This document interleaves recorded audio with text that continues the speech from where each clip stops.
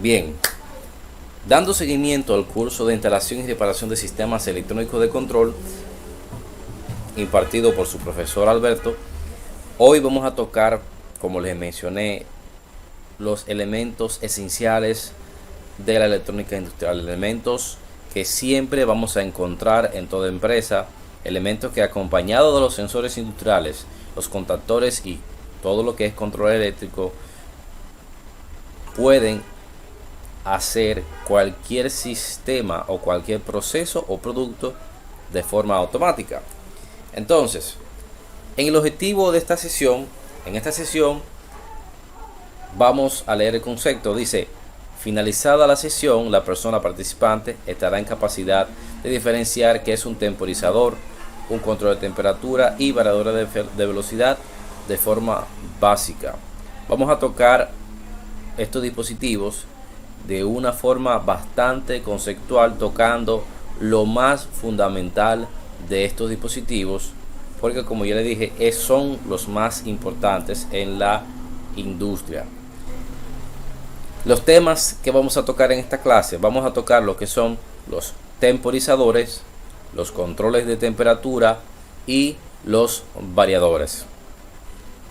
Por el grupo había dicho que íbamos a tocar los PLC, pero por temas de tiempo solamente tenemos una hora para esta videoconferencia. El tema del PLC quedará para un video en exclusiva, donde se va a explicar qué es un PLC, las partes internas de un PLC y cómo nosotros vamos a realizar las prácticas de PLC de forma teórica y de forma física. Entonces, estos tres temas son los que estaremos viendo durante esta videoconferencia. Y vamos a comenzar con los temporizadores analógicos. Un temporizador analógico, como su definición lo dice ahí presente, es un dispositivo electrónico que nos permite temporizar el accionamiento de un dispositivo de control electrónico, que puede ser un captador o un actuador. Saben que los captadores son todos aquellos dispositivos que nos permiten recibir alguna señal, ya sea mecánica o de alguna variable de control. En sí, un captador, todo lo que son pulsadores y sensores. Y los actuadores, aquellos dispositivos que nos permiten generar algún accionamiento, ya pueden ser válvulas, motores, vibradores. Cualquier dispositivo que genere una acción es un actuador. Entonces, vamos a poner el puntero. Como ustedes ven acá, aquí tenemos en esta imagen un temporizador bastante cotidiano. Esto es un dispositivo que lo podemos ver en todas las empresas con todas sus variantes. Cada fabricante va a tener un temporizador que va a realizar la misma función, pero va a tener diferentes características. Dentro de las partes del temporizador tenemos aquí, por ejemplo, lo que son, vamos a poner la perilla. Por ejemplo, tenemos aquí lo que es la perilla de selección del tiempo.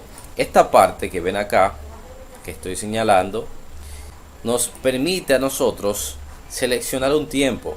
Fíjense que en este caso, este temporizador tiene desde 0 hasta 6 y nos marca aquí que es en segundos o en minutos, y más adelante voy a explicar cómo yo selecciono si el valor va a ser en segundos o va a ser en minutos. Luego vamos a marcar acá. Luego tiene lo que es el dip switch de funcionalidades. Este es el dip switch de funcionalidades, importantísimo. Esto es fundamental.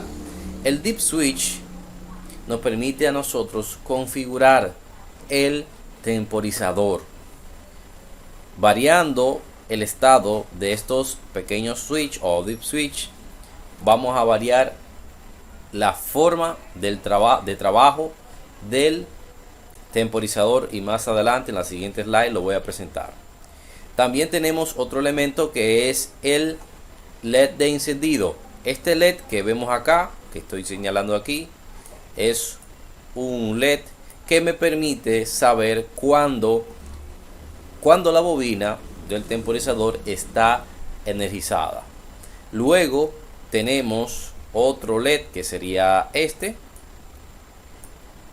me indica, el LED de trabajo me indica que ya el temporizador ha realizado su trabajo. El trabajo, o mejor dicho, este LED se enciende, se activa una vez se ha terminado el tiempo que nosotros hemos fijado. Si fijé en este caso un segundo, por ejemplo, pasado un segundo este LED se va a encender y el juego de contactos, que más adelante lo voy a mostrar, va a encender. Y luego, fundamental, van a ver por qué, lo voy a explicar más adelante, tenemos lo que es la etiqueta de voltaje de alimentación. Esta etiqueta que vemos acá nos indica cuál es el voltaje de alimentación que tiene la bobina. Es fundamental que nosotros como técnicos lo primero que veamos sea esta etiqueta para saber a qué voltaje nosotros vamos a alimentar nuestro temporizador. Siguiendo, las partes que tiene el temporizador. Miren, esta es la etiqueta de un temporizador. Siempre va a estar al lado la etiqueta de los temporizadores. Entonces, las partes son bastante sencillas. Vamos a tener lo que son las terminales de la bobina, lo vamos a poner acá, que serían estas dos. Por lo general siempre son el 2 y el 7. Digo por lo general porque esto se maneja bajo un estándar internacional. De manera que si yo voy a Estados Unidos, a Canadá, a Europa, siempre van a ser el 2 y el 7 los terminales de la bobina.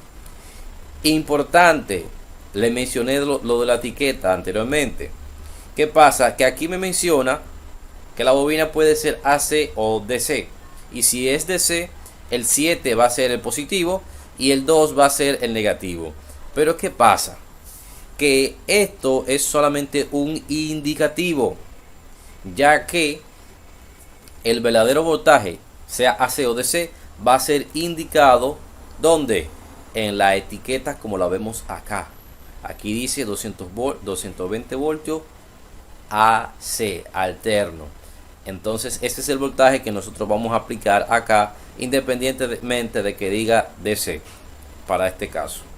Y luego vamos a tener varios juegos de contactos, como lo vemos acá y acá y acá.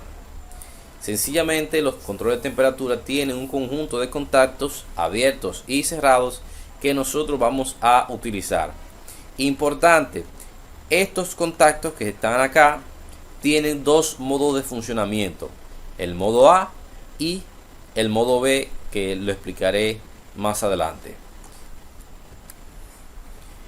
En lo que es la funcionalidad, tenemos que entender lo que nos pone y nos presenta el dip switch. Por ejemplo, aquí el dip switch tiene lo que es el multiplicador de tiempo y vemos que dice en la etiqueta X10 y X1. Estoy acá. ¿Qué sucede? Que esta etiqueta me dice que vamos a multiplicar el tiempo o por 10 o por 1. ¿Qué quiere decir eso? Que si yo fijo la perilla del tiempo en 2 y el multiplicador está en por 10, como lo vemos ahí, vemos que el dip switch está hacia la izquierda, ¿qué va a ocurrir? Que va a ser 2 multiplicado por 10.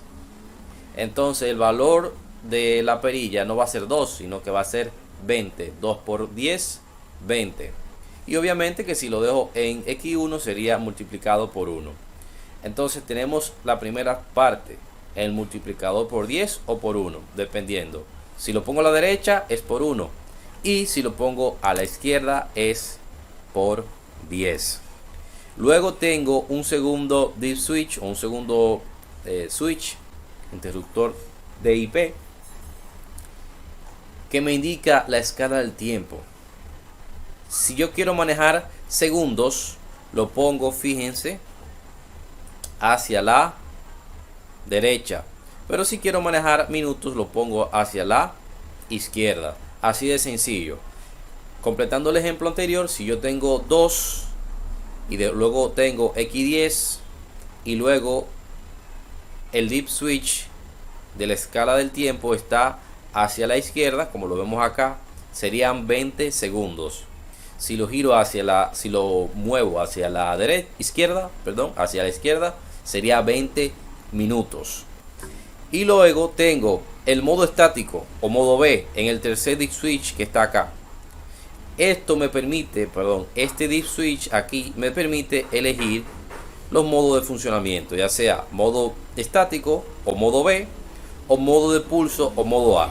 Si lo dejo en modo B, cuando se acabe el tiempo, los contactos que están abiertos se van a cerrar y se van a quedar cerrados hasta que yo le quite la energía al temporizador. Y lo mismo va a pasar con los contactos normalmente cerrados, que se van a abrir. Entonces, tenemos que en estático los contactos se quedan energizados accionados, mientras el temporizador está energizado y está en modo trabajo, está arriba, ya el tiempo culminó. En modo A, sencillamente una vez pase o llegue el modo trabajo, que ya se acabó el tiempo, se va a generar un pulso, los contactos se van a abrir y cerrar rápido. Entonces, esa es la característica del tercer dip switch. Si quiero, por ejemplo, pasado los 20 segundos, enviar un pulso, lo pongo en modo A. Pero si quiero que pasado los 20 segundos el contacto se cierre y se quede cerrado, lo dejo en modo B. Importante, los temporizadores se accionan por sí solos desde que lo energizamos. Una vez energizamos la bobina, el tiempo comienza a correr. ¿Qué debemos hacer para reiniciar o resetear un temporizador? Quitarle la energía. Con que le quitemos la alimentación a la bobina, el temporizador va a volver a su estado normal.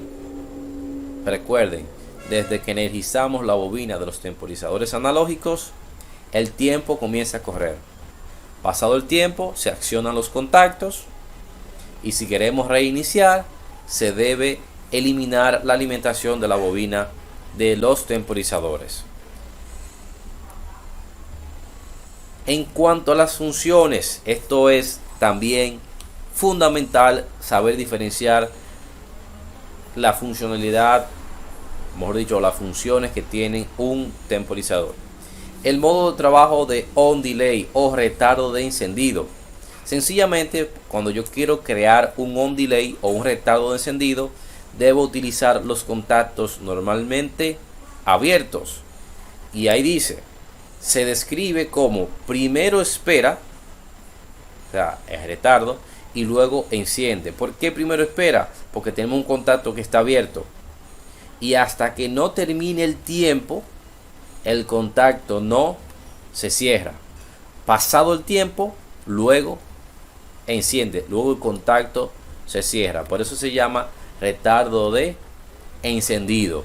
Y sencillamente podemos crear un retardo de encendido cuando utilizamos los contactos normalmente abiertos del temporizador. Otra función es la del off delay o retardo de apagado en español. Se usa con el contacto normalmente cerrado y se describe como primero enciende, luego espera y después, finalizado el tiempo, se apaga. ¿Por qué es esto? Porque tenemos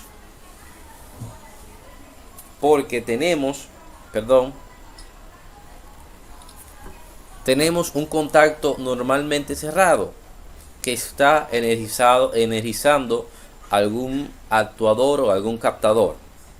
Y una vez se energiza la bobina, el tiempo comienza a correr. Pasado el tiempo, ese contacto se abre y ese elemento que estaba anteriormente energizado va a apagarse o desenergizarse. Estos son las dos funciones que tiene un temporizador: on delay y off delay. Off, como término general, off significa apagar o apagado, on significa encender o encendido, y en el caso de delay significa retardo. Esto es para dar las cosas bien en cucharita. Entonces, básicamente, estos son los fundamentos básicos con los que nosotros vamos a ir a cualquier lugar del mundo y vamos a poder dominar el uso de los temporizadores analógicos. En lo adelante, en el curso, nuestras prácticas va a ser aplicar estos conceptos fundamentales a la hora de conectar en el circuito nuestro temporizador, que vamos a ver, como vieron en los diagramas de cambio de giro temporizado, que hay un temporizador. Entonces ya cuando vayamos de forma presencial, lo que vamos a hacer es aplicar estos conceptos para hacer que el circuito funcione tal cual se describe el funcionamiento y el diagrama. Entonces, conocidos los conceptos de los temporizadores, vamos a hablar de los temporizadores, elemento también esencial, ya que el concepto de temperatura para los procesos de fabricación está presente en todo el mundo. Entonces, controlar la temperatura amerita un control preciso, y por eso se utilizan estos dispositivos que se llaman del mismo modo control o controles de temperaturas. Son dispositivos que nos permiten medir y controlar la variable de temperatura de un cuerpo. Cualquier elemento que se va a calentar le llamamos un cuerpo, ya sea un calentador o el elemento que sella la funda plástica. Ese es el cuerpo que se va a calentar. Entonces, nos permite controlar tanto la cantidad de calor, vamos a poner el puntero, controlar la cantidad de calor que deba recibir el cuerpo, como también la cantidad de calor que se debe extraer de un cuerpo. En resumen, podemos utilizar los controles de temperatura para enfriar y para calentar, o para calentar o para enfriar, dependiendo. Podemos tener un dispositivo que nosotros necesitemos calentarlo y que llegue a una temperatura, por ejemplo, de 150 grados y se mantenga constantemente a 150 grados y no hay ningún problema. Pero también podemos tener un dispositivo que debemos evitar que se exceda de los 150 grados, entonces ya ahí estaríamos enfriando. Entonces, para eso, si la temperatura está subiendo por encima de los 150 grados, podemos utilizar un contacto del mismo control de temperatura que veremos más adelante, y utilizamos ese contacto para encender un elemento que va a retirar calor, como por ejemplo un ventilador. Ese ventilador va a extraer calor para entonces evitar que el dispositivo o el cuerpo, mejor dicho, exceda la temperatura que nosotros hemos fijado. Entonces, aquí con los controles de temperatura, un tema muy importante que debemos ver. Siempre vamos a tener esto. Es importantísimo conocer lo que es el PV y el CV. En inglés se llama present value o valor presente. El valor presente o PV es el valor que se está leyendo, la temperatura que se está leyendo en el momento. Esa temperatura se puede leer a través de un sensor de temperatura, una termocupla o un RTD o cualquier otro dispositivo que pueda medir la temperatura. Entonces, el valor presente o present value es el valor actual que está leyendo el sensor.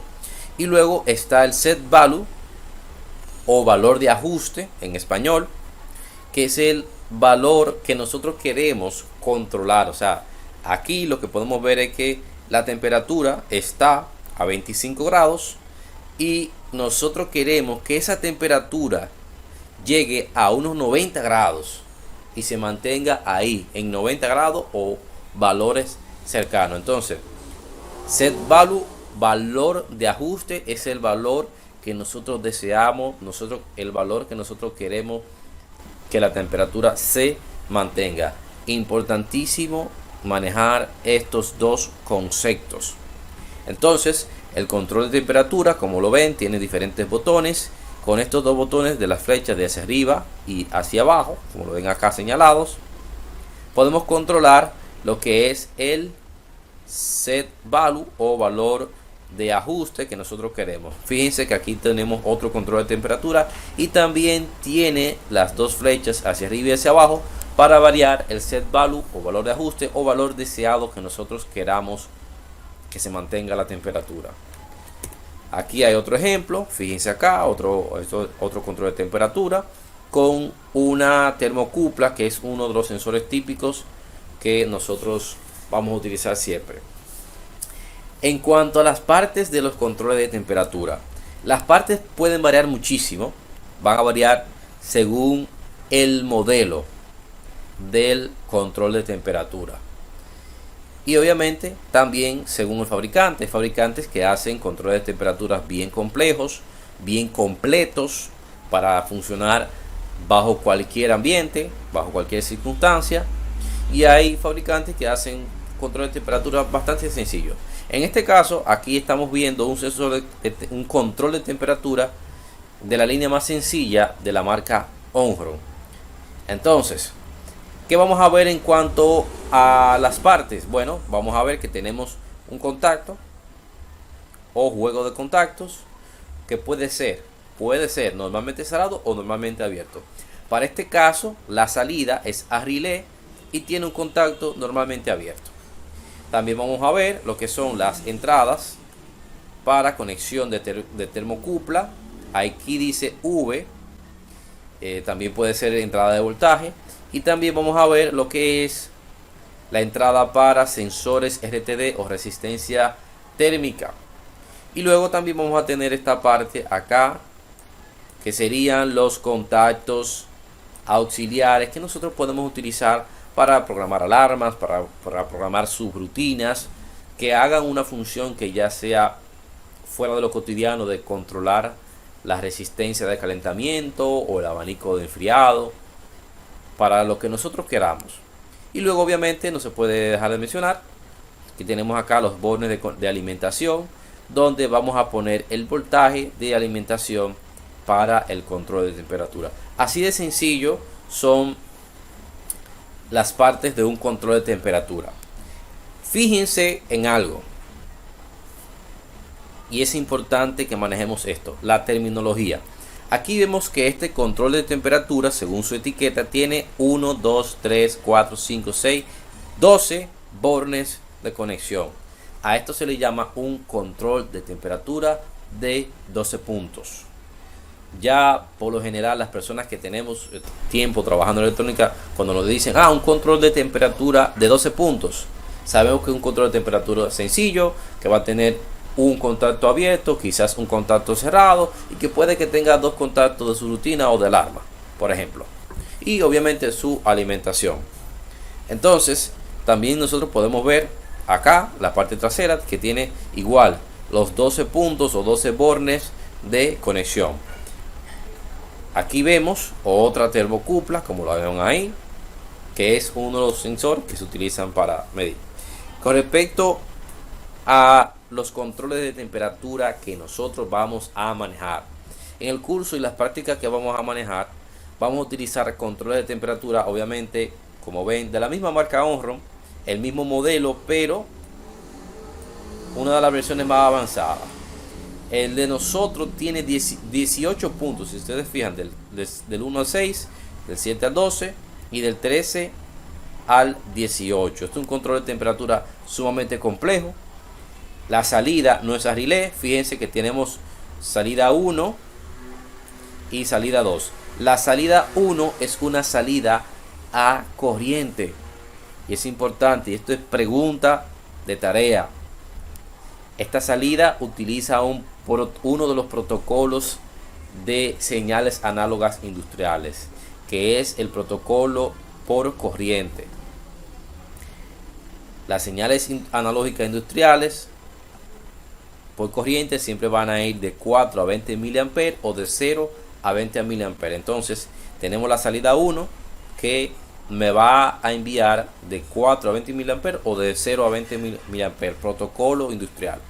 Y la salida 2 me va a presentar una salida a voltaje, pero esta es fija a 12 voltios.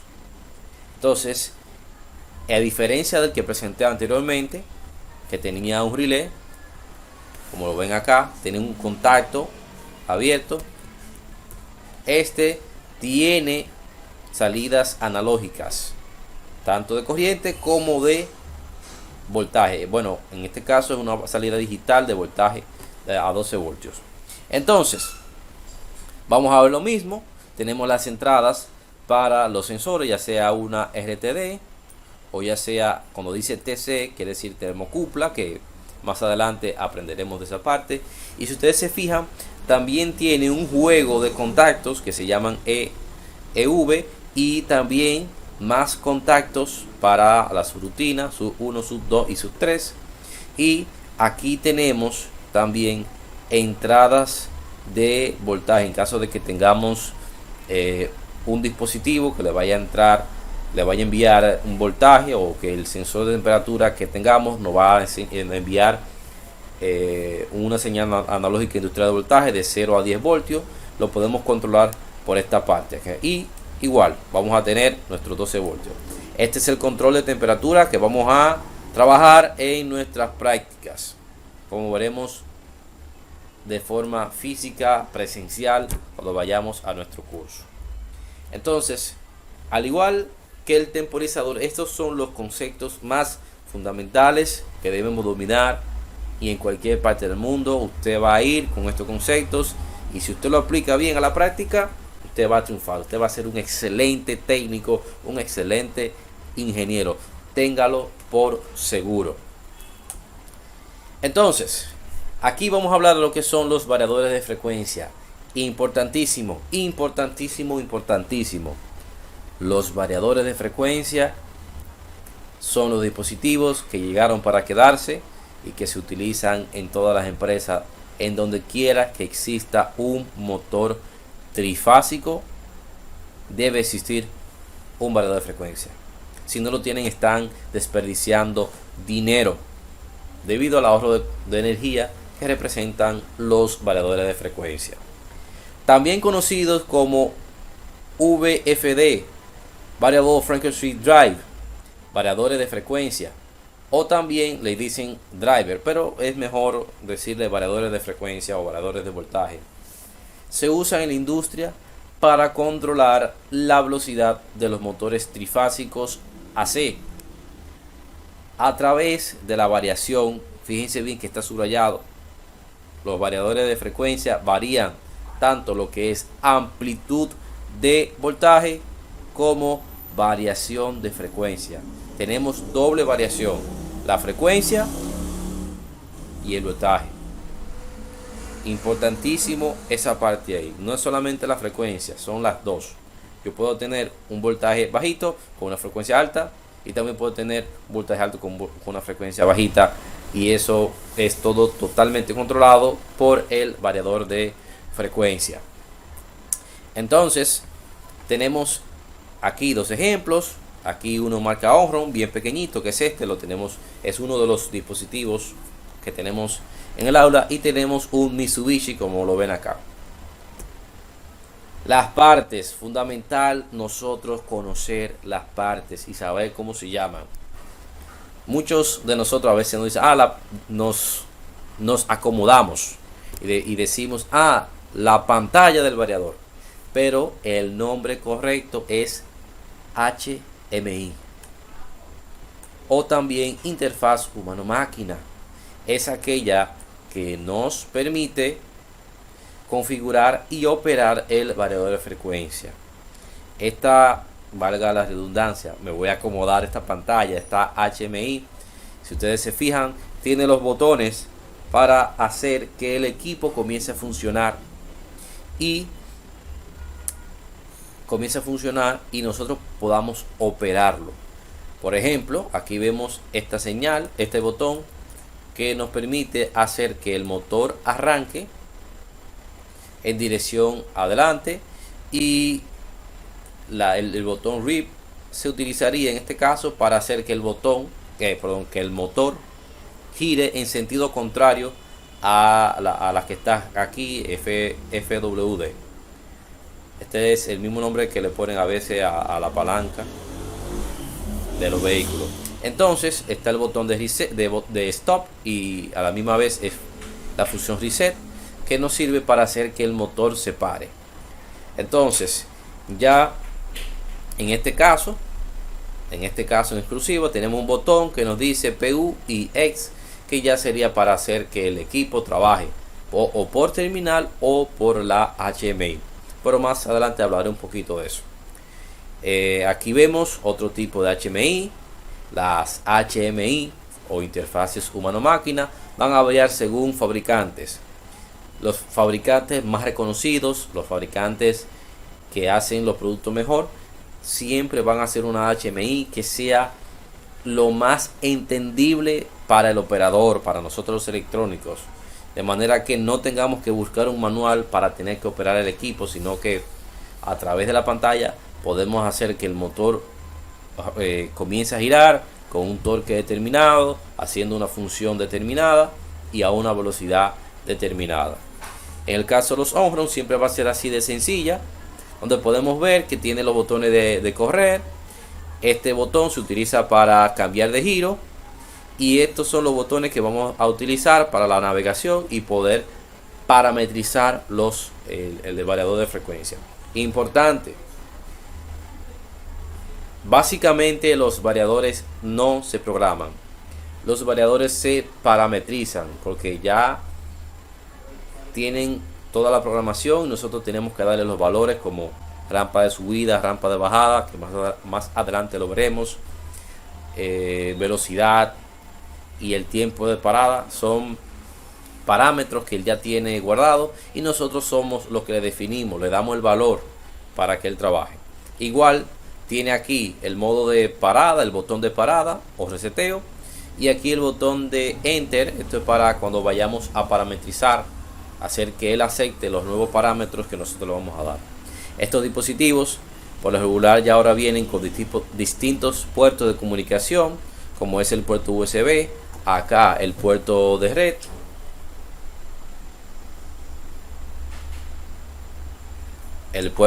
donde yo puedo conectar este dispositivo a una red, ya sea Profibus, Profinet y cualquier otro tipo de red industrial donde yo necesite comunicarme con mi equipo electrónico. Si ustedes se fijan en este Mitsubishi, tenemos aquí, no puse la foto, pero abajo de esa tapa hay un puerto USB que nos permite conectarnos al dispositivo y también parametrizarlo, y en este caso podemos programarlo, una programación especial que se le puede poner. Siguiendo con las partes, los variadores tienen lo que le llaman las terminales. Estas borneras que vemos aquí señalizadas, no voy a hablar en específico de ellas porque cada fabricante tiene un nombre para sus borneras, pero en fin, siempre van a ser las funciones fundamentales. Acá, con estas borneras, yo puedo conectarle unos cables y conectarle un pulsador, por ejemplo, y si yo quiero que el variador encienda el motor de forma remota, por ejemplo que el variador esté a unos 400 metros, yo puedo poner un cable con un botón a 100 pies, 200 pies, y ahí cuando yo presiono el botón a esa distancia, sencillamente el variador, a través de estos terminales que vemos acá, yo le envío la señal con el botón, y cuando el variador recibe la señal, él ya sabe que esa señal va a ser para que el motor arranque, o para que el motor cambie de giro, o para que el motor se pare. En fin, muchísimas funcionalidades. Con el manual veremos todos los detalles de para qué sirven cada una de esas terminales que tenemos ahí en los variadores de frecuencia, pero fundamentalmente para eso, para yo controlar. ¿Para qué sirven las terminales? para yo controlar el variador de frecuencia de manera remota. Esa palabra es importantísima. De manera remota, a una distancia bien lejos. Imagínense que el variador controla el motor de una caldera y la caldera se está quemando, se va a explotar. Usted no va a ir directamente a apagar el equipo. Usted tiene un botón bastante lejos, en un lugar seguro, donde usted puede operar el variador a una distancia que usted sabe que si explota no le va a pasar nada a usted. Siguiendo, luego tenemos lo que son los bornes de potencia. Importantísimo, importantísimo. Aquí hay dinero en lo que voy a decir. Los bornes de potencia tengo lo que son la parte de la alimentación. ¿Qué van a hacer estas que están acá? L1, L2 y L3. Entonces, aquí no se ven bien porque no están señalizadas, pero en el Mitsubishi son estas tres. Donde voy a poner el voltaje trifásico de alimentación del variador de frecuencia. Luego tengo la parte de salida, que sería en UVW. Para el sistema americano, el sistema europeo utiliza T1, T2 y T3. Aquí vemos también que dice UVW, que es donde nosotros vamos a conectar el motor o vamos a conectar los motores, porque hay variadores de frecuencia que permiten que se le conecten dos motores de la misma capacidad, de la misma marca y mismo modelo y misma conexión interna. Se les conecten en paralelo y el poder operar los dos motores. Luego tenemos, importantísimo, miren acá, lo voy a señalizar, los terminales del bus DC. Aquí es donde sí hay dinero. Los terminales del bus DC van a ser estos señalizados por P o por N, o por el símbolo de más o por el símbolo de menos. Aquí. Estos terminales, mejor dicho, en estos terminales se presenta un voltaje DC. O sea, un voltaje DC alto, debido a que los variadores de frecuencia en su modo de funcionamiento normal toman el voltaje trifásico que entra por acá. Este voltaje trifásico es rectificado. Luego de rectificado se filtra y se obtiene un voltaje DC. Entonces ese voltaje DC se almacena en unos capacitores y los fabricantes lo ponen acá en estos terminales.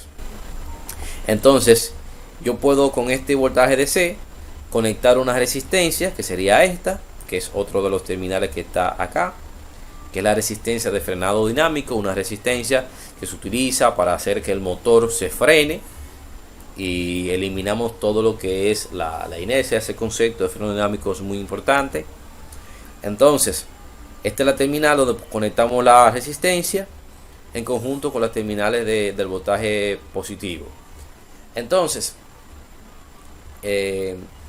los bornes de voltaje del bus DC, si le ponemos voltaje trifásico, vamos a obtener un voltaje DC de salida. Pero algo que se está viendo muy de moda es que muchas personas están utilizando paneles solares para energizar un motor trifásico. ¿Qué pasa? Que los paneles solares generan voltaje DC y los motores trifásicos necesitan voltaje AC, alterno y trifásico además. Entonces, por estos terminales del bus DC es que nosotros conectamos el arreglo de los paneles solares, que nos genera el voltaje necesario para nosotros poder mover una bomba o un motor trifásico. Por eso dije que ese concepto, esa parte del bus DC genera dinero, porque quien aprende a dominar esa parte, instalar el equipo bien con sus paneles, tiene cliente seguro en la parte de agricultura. Entonces, para eso se utiliza lo que es el bus DC o los terminales del bus DC, así le dicen los que inventaron el variador de frecuencia, esos gringos allá. El bus DC, que es ese potencial DC generado luego de la rectificación del voltaje trifásico. Entonces, hasta aquí son los conceptos básicos que nosotros vamos a manejar con respecto a lo que son temporizadores, controles de temperatura y variadores de frecuencia. Como dije anteriormente, si usted puede dominar estos conceptos básicos y fundamentales, usted va a ser un buen técnico en cualquier lugar. ¿Qué nos falta? Nos falta irnos al siguiente paso, a la parte más complicada. ¿Cuál sería? Programar el control de temperatura, que ya va a ser una de las prácticas que ustedes van a hacer, y parametrizar y arrancar un motor a través de un variador de frecuencia, que va a ser otra de las prácticas que ustedes y nosotros vamos a ver en el aula. Pero lo primero, como ya les mencioné, es conocer el dispositivo. Ya con estos conceptos ustedes van a saber dónde van a conectar la alimentación del voltaje trifásico, que sería acá, y dónde vamos a conectar el motor, que sería lo fundamental. A través de dónde vamos a operar el dispositivo, a través de la interfaz humano-máquina o HMI, que así es el nombre que se le debe de dar abreviado. A través de este panel, con el botón de forward, adelante, el motor va a girar hacia adelante, y reversa, el motor girará en sentido contrario. Y bueno, creo que si alguno de ustedes tiene alguna pregunta, puede abrir su micrófono y estaré contestando las preguntas que ustedes tengan.